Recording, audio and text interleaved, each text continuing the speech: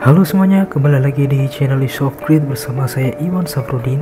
Di video kali ini kita akan membahas Laravel, tapi yang fitur untuk mengedit data. Sebelumnya kita sudah membuat bagaimana Laravel menampilkan data dari database, dan juga kita sudah membuat Laravel supaya bisa menyimpan data ke dalam database.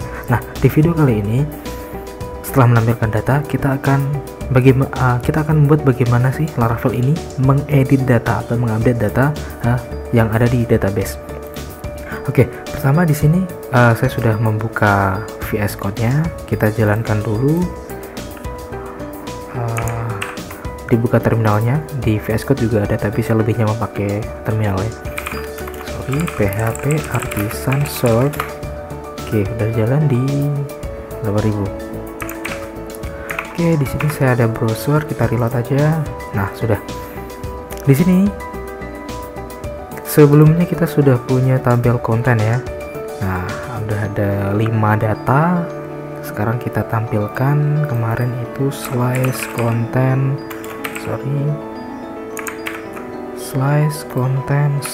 list gini ya. Oh, list. Kayaknya index gitu ya. Nah, ini sudah ada. Nah, kayak gini. Oke, kita zoom biar kelihatan. Nah, ini kan cuma menampilkan datanya saja ya. Nah, untuk bisa masuk ke form rubah, berarti kita harus menambahkan satu link. Di sini kalau cuma satu, lebih baik kita kita limit jadi, karena datanya 5, kita buat 5 aja deh.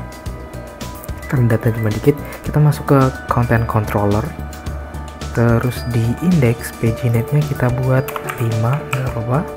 Lalu kita save, kita jalanin page 40, kita masuk ke ini. Nah, ini udah ada 1 2 3 4 5, ada 5 data.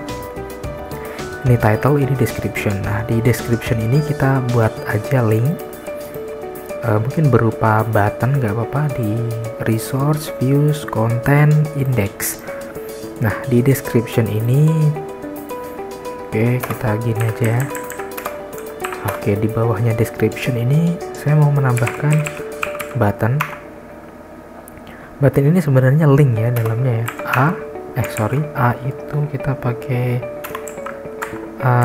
ref. Oh, ini ref, nanti dia akan mengarah ke konten slash edit gitu ya. Konten slash edit, terus ada ID-nya. ID-nya diambil dari mana? Dari $item ID gini ya. Terus kita kasih edit gini. Oke. Nah, udah ada ya edit. Kalau diklik dia, diklik buttonnya nggak bisa ya, harus linknya. Atau gini aja, kita buat form,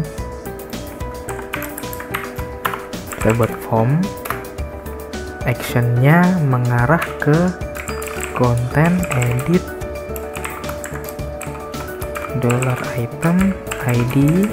Di sini kita buat button yang kalau diklik itu mengarah ke situ. Oke, di sini udah ada edit, kita klik. Nah, edit 1. Oh, dia get ya, ada tanda tanyanya. Oke, gini aja metodenya, post. Masa post? Oke, sorry kemarin kita nyontek dikit. Nah, oke, metodenya post, gak apa-apa. Metodenya post, tapi di sini kita buat input, tipenya hidden, name-nya kita kasih nama underscore method, value-nya kita kasih get ini ya. Oke, jadi ini ketika diklik, nah dia akan mengarah ke konten edit, not found, karena kita belum mendaftarkan routes itu ke edit. Berarti kita buat di sini route get tadi ya, get content edit slice number. Oke, dia akan mengarah ke content controller class edit. Oke. Edit does not exist karena kita belum menambahkan metode edit di sini. Oke, kita tambahkan saja public function edit. Nah, di sini ada itu ya. Tadi ya ID. Terus di sini kita dd saja. Oh gini, ada request. Begini aja dollar request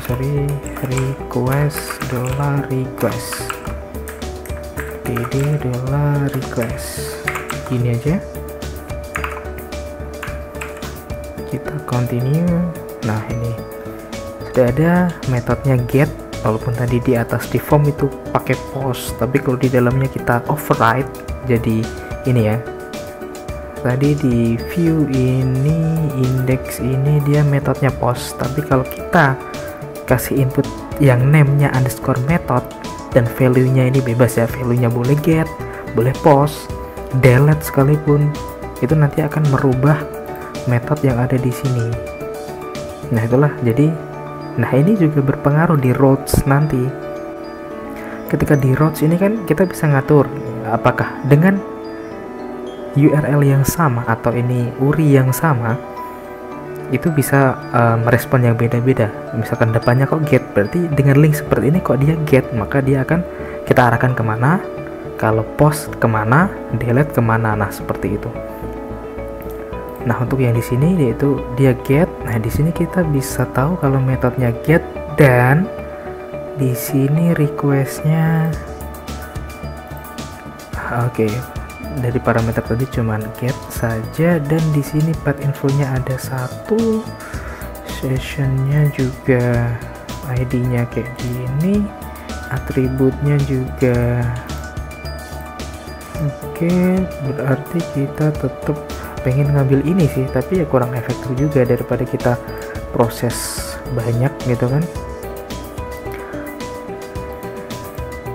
Saya pengen nangkep ini ID terakhirnya, berarti di sini kita tetap butuh yang namanya $ID. Parameter pertama kita coba aja gini, $ID, kita reload. Nah, dapat ya satu ID ini, satu request gini aja, echo $ID, terus echo $request method gini ya. Requestnya nggak ada.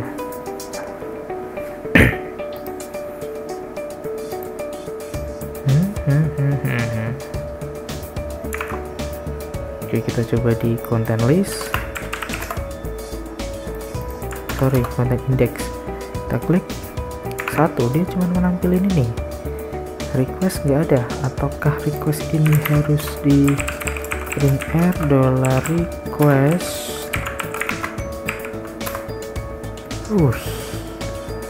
Satu, lalu di sini ada panjang sekali objek. Nanti kita di sini method. Kenapa nggak ada? Atau gini?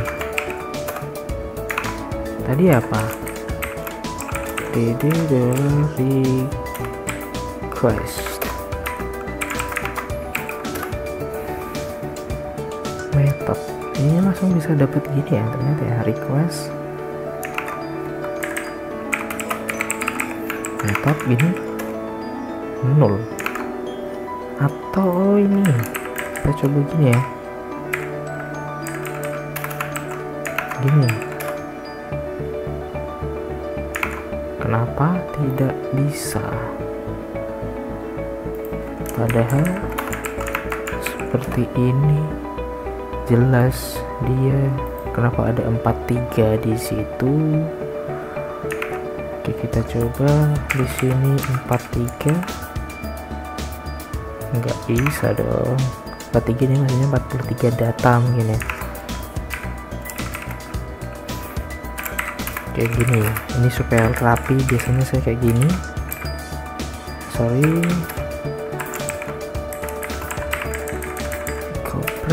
equal and dollar request. Oke, kita jalanin. Nah kayak gini. Kita cari method.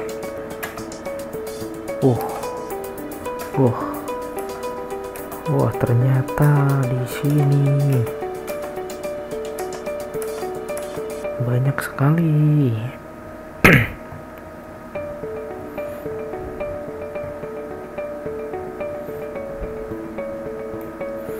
Wow.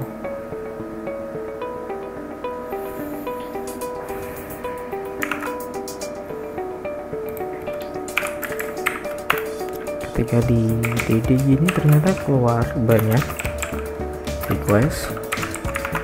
Padahal di sini jelas ya ada method. Tapi ketika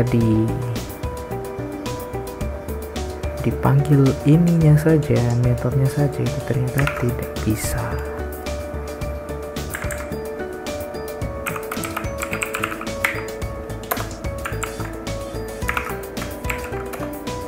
Keluarnya 0. Wah, saya juga kurang tahu ini kenapa bisa seperti itu. Padahal ketika di store itu request ada request description. Apakah karena di sini kita coba gini ya, underscore method, kita coba. Nah, jadi dia cuma nangkep yang di itunya aja ya, yang ada di form tadi. Metodenya underscore get. Oke, nggak apa-apa. Menurut nggak penting juga ya tadi ya, karena yang kita butuhkan adalah ID-nya. Nah, berarti kita butuh konten.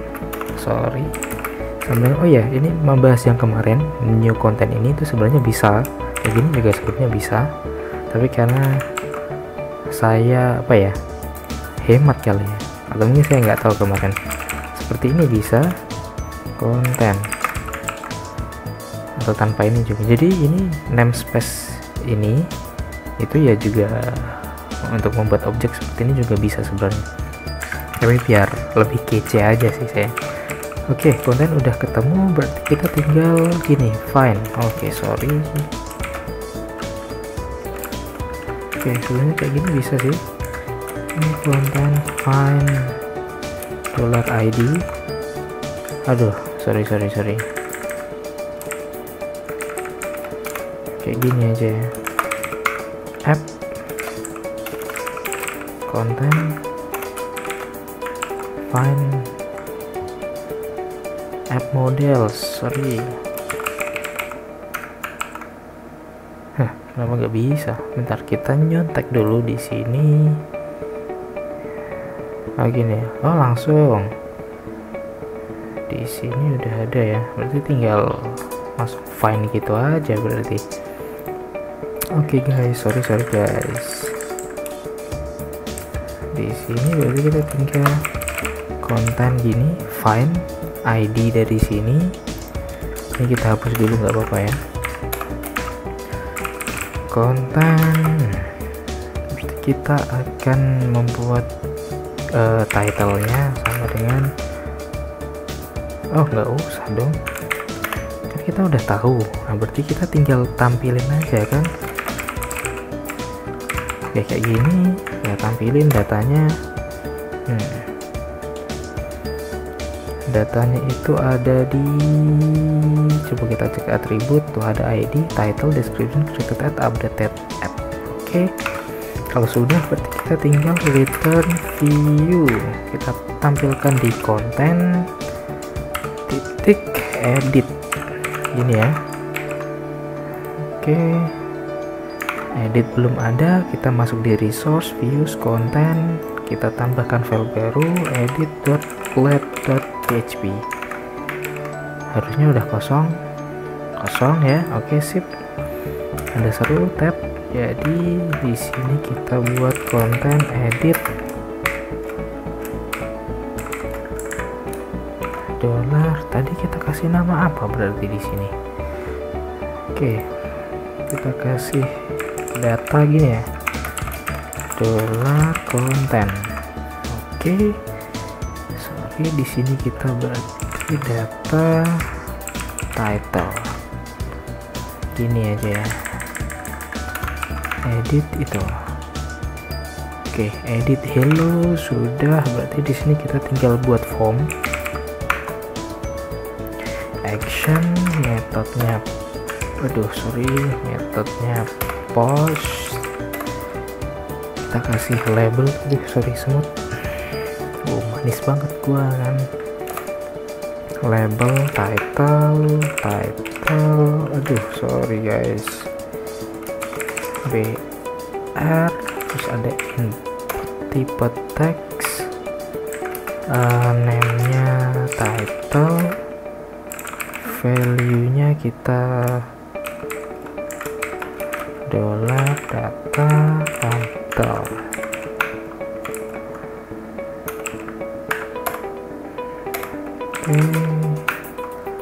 Description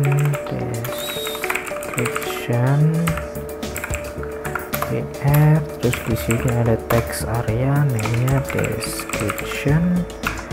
Oke, ini dikosongin aja. Value nya data description. Ini saya susah nih ketika menampilkan data atau echo ini.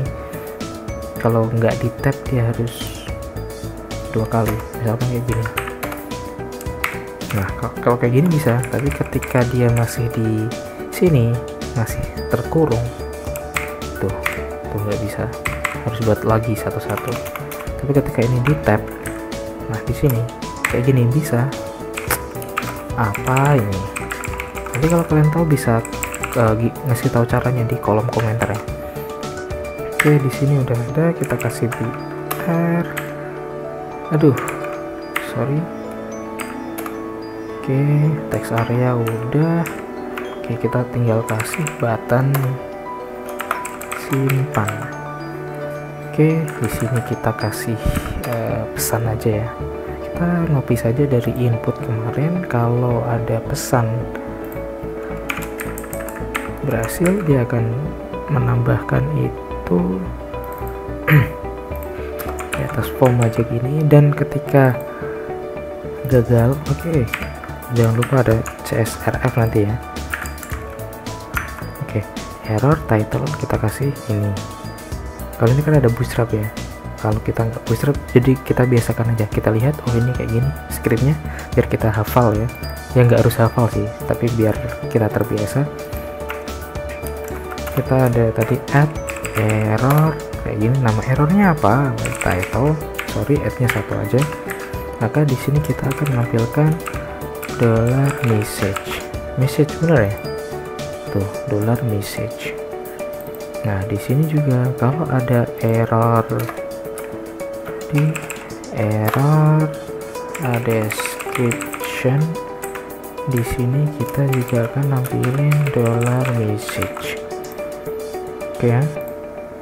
Nah, nanti ini formnya ini dia akan mengarah ke konten update gitu ya. Terus ID-nya gimana dong? Oke, ID-nya mungkin input tipe hidden ya. Input tipe hidden, name ID, value-nya yaitu dollar data ID ini. Oke, sip. Nah, hello world. Aduh, kok ada spasinya banyak gitu ya. Oke, di sini kayak gini aja. Oke, di sini hello mau saya hello ini saya mau rubah menjadi hello duniaku, hello world my duniaku. Terus kita simpan Just update not found karena kita belum mendaftarkannya di roads, berarti kita roadsnya malah ke atas ya. Di web ini kita tambahkan lagi tadi apa, post ya, ini kita rubah jadi post konten update karena tidak ada apa-apanya, kita hapus. Ini kita rubah menjadi update post di content controller, berarti kita juga membuat function baru dengan judul update request, cara dia mengirimkan post request. Terus di sini kita akan menangkap ini konten. Oke, kita buat find request ID, terus kita buat title-nya title, terus description sama dengan request description. Nah, di sini baru kita buat $content save. Nah, kalau save berhasil disimpan, maka kita buat return redirect content edit. Tadi itu ada itu ya ID-nya ya.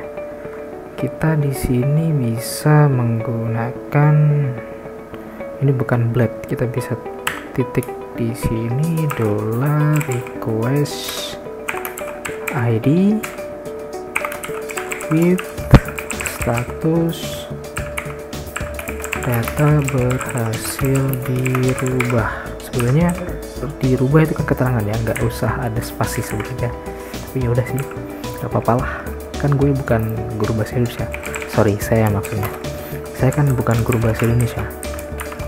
Oke, selanjutnya kalau gagal disimpan, maka statusnya kita rubah menjadi data gagal disimpan. Aduh, ini gagal dirubah, data gagal dirubah dan data gagal dirubah. Oke, kalau sudah kita reload, ini page expired, berarti dia tidak ada CSRF nya tadi harusnya. Oke, hello world, hello duniaku, hello world duniaku, kita simpan. Just page expired, berarti di edit ini kita belum menambahkan CSRF. Aduh, lupa tadi ya, CSRF. Nah, CSRF ini untuk keamanan ya, biar setiap kita ngirim request itu dia hanya dari form ini yang diterima gitu. Oke, hello duniaku, hello world duniaku, simpan, klik, data berhasil dirubah. Oh ya, ini bahaya, kita harus ngasih ini ya, require di sini validation biar $request validate dari sisi server ya, title required dan description juga required. Nah, supaya ketika datanya kosong dia itu nggak mau nyimpan gitu. Dan di sini juga kalau bisa kita kasih required juga, description juga kita kasih required. Kenapa? Supaya kalau misalnya kayak gini kita kosongin itu tuh, sebelum dikirim ini kosong kan. Berarti di input, astagfirullahaladzim, ternyata ya di record tadi hidden ya.